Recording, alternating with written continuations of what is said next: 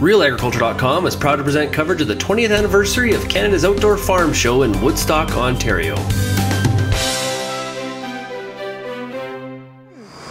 Okay, I'm Lindsay Smith with RealAgriculture.com. We are at Canada's Outdoor Farm Show. We are here with Margaret May and we are talking growing forward to funding for farmers. How farmers can make the most of it, what they need to do, what's available.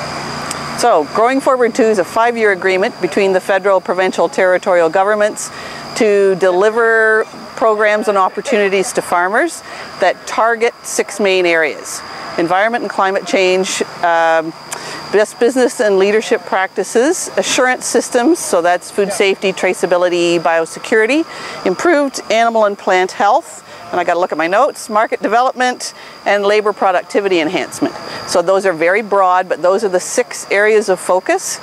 The funding and the program is divided into 3 main parts. Soil and Crop delivers the producer portion, so we deal directly with producers. And the 3 main parts, the first one is workshops and information sessions. So that deals with established programs like the Environmental Farm Plan, which has been around for 20+ years in Ontario, as well as Grow Your Farm Profits workshops, which assess your business management skills as opposed to your physical farm business.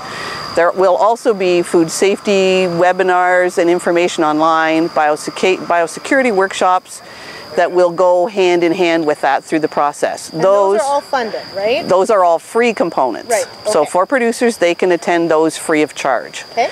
Then the actual cost share dollars are divided into 2 pots. The first pot is called capacity building, and part of Growing Forward 2 is getting your head around what the terms mean.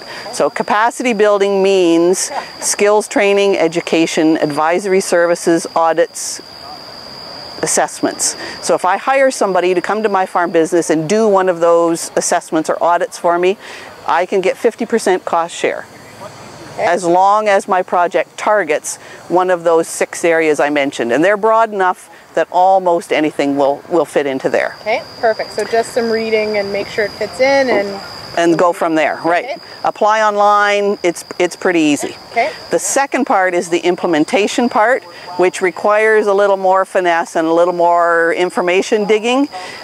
Implementation requires a plan. So show if you've got a plan for something and that your project fulfills the plan and moves your business forward and hits the priority areas identified by the program, and you could apply for 35% cost share. Innovation is a key component. So if your project's deemed innovative, you could potentially get 50% cost share.